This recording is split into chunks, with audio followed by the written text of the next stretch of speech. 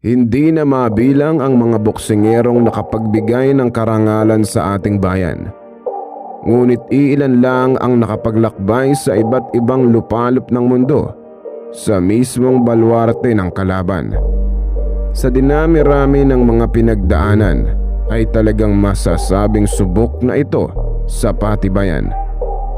Ito'y kwento ng isang boksingerong nakikipagsapalaran para buhay ay maitawid mula sa kahirapan.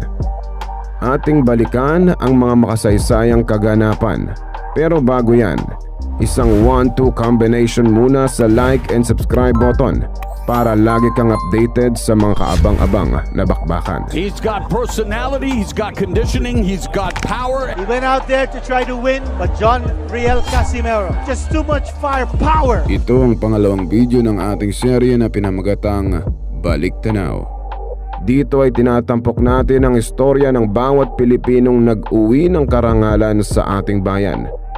Masasabing bukod tangi dahil hindi pangkaraniwan ang pinagdaanan kasabay ng pagsungkit sa mga kampyonato. The boxing business has a lot of road warriors, but what separates Casimero is that he has significant wins in different countries. Talagang nasubukan ang tatag at tibay sa iba't ibang bansang dinayo. Tubong Ormoc Leyte na may bansag na kwadro alas ang tampok natin ngayon. Boxing ang ginawang tulay para maitawid ang kahirapan noon. Nakitaan ang potensyal noong kabataan pa lang, kaya ang mga oportunidad ay nagsilapitan. Napilitang iwan ang pag-aaral para sa larong kanyang kinahiligan. Nagkamit ng samot-saring parangal sa loob ng bansang kinalakhan. Minarkahan bilang isa sa mga prodigy ng ating bayan. Tuwing mabibigyan ng mga pandaigdigang oportunidad ay hindi mag-aatubiling lumusob sa lungga ng kalaban. At ayun na nga, unang nabigyan ng pagkakataong dumayo sa bansang Nicaragua. Sa edad 20 ay nagkaroon ng pagkakataong lumaban para sa WBO Interim Light Flyweight title. Hinarap ang pambato nilang si Cesar Canchilla na sabik rin sa nasabing titulo. Talagang todo ensayo dahil ito'y bagong karanasan para kay Casimero. Sa mga panahong ito ay nasa kampo niya ang ama at trainer ni Nonito. Pinabagsak ng ilang beses hanggang pinatulog sa 11th round, kaya naiuwi ang matamis na karangalan. Sa pangalawang dayo ni Casimero ay napadpad naman ito sa Mexico para depensahan ang napanalunang titulo. Kinapos ang ating pambato kaya nadungisan ang talaan sa unang pagkakataon. Sa sumunod na taon ay nabigyan ng isang tsansa para sa IBF World Flyweight title.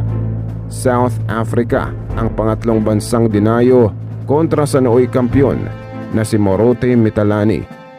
Dating tinalo ni Donaire noong 2008 sa kaparehong titulong pinaglabanan.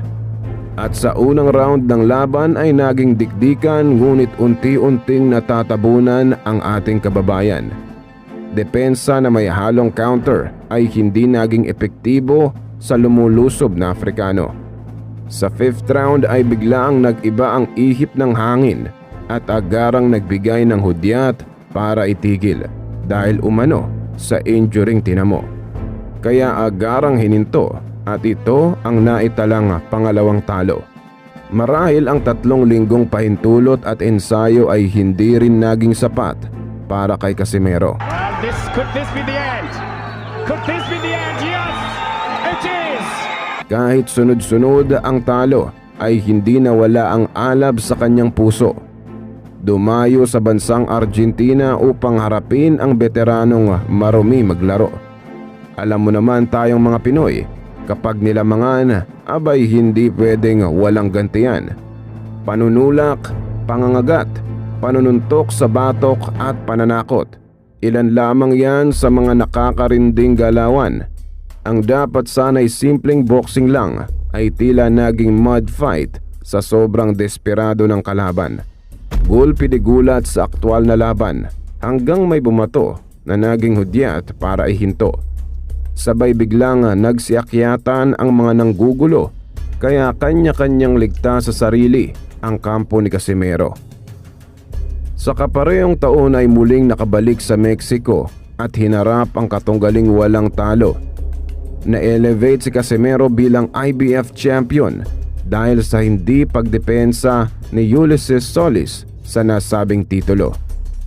Ito'y matapos makasuntukan si Canelo na naging dahilan ng pagkabasag ng panga nito. Bali ito ang unang depensa ng ating kampiyon at bagsak agad ang katunggali sa loob ng 1 minuto. First round, Casimero actually demonstrated why he is in this ring. Isang malutong na uppercut sa panga at may mga solid na overhand ang kumonekta. Wagi ang ating pambato sa isang kontrobersyal na split decision. Kalaunan ay naimbestigahan at sinuspindi ang isa sa mga hurado dahil sa hindi patas na pagboto. Mabuti na lang at matino ang dalawang hurado, kaya balik sa Pilipinas ang nasabing titulo. Sa sumunod na taon ay napadpad sa Panama para sa kasunod na pagdepensa. Panglima sa mga bansang nailista sa itineraryo niya kontra sa top prospect nila. Sa pamamagitan ng jab at pagkontrola ng distansya ay maniobra ng ating kababayan ang takbo ng laban. Hirap makatama ang kalaban dahil sa pagiging technical at ekonomikal na galawan. At sa second half ng laban ay biglang naging agresibo na tila nais niyang tapusin dito. Mas maraming naikonekta at yun ang nakita ng mga hurado kaya nakamit ang malinis na panalo. Muling umakyat ng flyweight division nang pumalya sa timbangan si Casimero kaya nabakante ang hawak na titulo. Thailand ang pang-anim na bansang dinayo at pinakauna sa mga bansa sa Asia. Hinarap ang isang unbeaten champion at sa Muay Thai ay dating lumalaban. Isang mandurugas na kalaban na nanggaling pa sa piitan. Umpisa pa lang ay yumakap agad kasabay ng malakas na pagtulak kay Casimero. Mas barumbado pa to kumpara kay Lazarte at talagang sanay na to sa maruruming duelo. Sa labis na pangyayakap at panunulak ay muntikan pang mahulog sa ring ang ating pambato. Kunwari hihingi ng simpatya sa mga tao para ipalabas na tayo ang desperadong manalo. Nagtapos ang laban na pabor sa kampiyon, ngunit pinuna ito ng karamihan. Ultimo ang pulpul na referee ay nabatikos dahil sa nakakadismayang kapabayaan. Somewhat controversial decision in their first fight when referee Larry Doggett did a miserable job as a referee. Halos 1 taon ang hintay para sa pangalawang tagpo. Isang nakatakdang sagupaan para matuldukan ang naunang duelo. Ginanap ang laban sa Beijing, China at ito ang pang-7 bansang nilahukan. Wala nang home court advantage at si Tony Weeks pa mismo ang kanilang third man. Nang sinubukang mandaya ay agad itong nawarningan. Talagang hindi na gumana ang sirang piyesa sa mata ng bihasa sa makina. Bagsak ng unang beses sa 4th round gamit ang isang counter hook sa panga. Hindi agad nakarecover at sa sumunod na kombinasyon ay biglang tumiklop na. Talagang doble ang balik ng karma sa mga taong mandaraya. Lumipas lamang ang 3 buwan ay napadpad naman sa Britanya para depensahan ang bagong titulo. Pang-8 sa mga bansang dinayo at undercard sa labanang Triple G versus Kell Brook.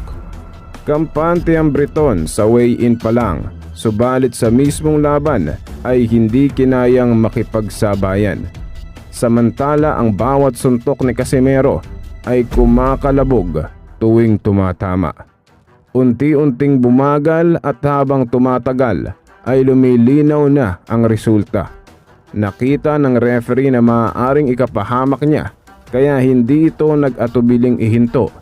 Nalasap ang unang talo sa kamay ng ating pambato at dismayado ang mga Briton na nakasaksi dito. I've seen him, ringside, and the power that man possesses in his hands is a joke. Mano-mano ba kamo? Abay, ito ang isa sa mga labang dapat mapanood ng mga tao. Taong 2019, Estados Unidos ang pangsiyam na bansang dinayo ni Casimero. Hinarap ang isang matibay na Mexicano na si Ricardo Franco. Talagang naghihiyawan ang mga tao at sulit ang kanilang pagdalo kahit undercard pa lamang ito. Naging dikdikan, subalit mas naging epektibo ang dalang kamandag ng ating pambato. Sumubsob sa ika-6 na round at ipinaghukay pa ng kanyang libingan. Ibang lakas ang ipinamalas kaya lupay-pay ang kalaban sa 12th round. Nang ipagpatuloy ay hindi nag-atubiling paulanan ng suntok. Agarang itinigil dahil baka lalong mapuruhan sa mga kamaong bumubulusok. Sa muling pagdayo sa Britanya ay winasak niya ang kampyong nagmula sa Afrika. Sa unang televised match niya ay pinatiklop ang nooy undefeated at Olympian na si Duke Maika. Iilan lamang ito sa mga testamentong nagpapatunay sa taglay niyang abilidad. May lakas na animoy isang masong pantibag kaya marami na ang binaklas. Aling teritoryo na naman kaya ang susunod na lulusubin? Marahil ang kastigan ay bunga ng mga hindi malilimutang karanasan. Kahit bali-baliktarin man ay hindi basta-basta ang naiambag niya sa ating bayan. Dugong Bisaya, dugong Pinoy. Kaya hindi umatras sa kahit sino man ang humarang. Kaya masasabing isa sa mga inaabangang karakter sa larangan ng palakasan.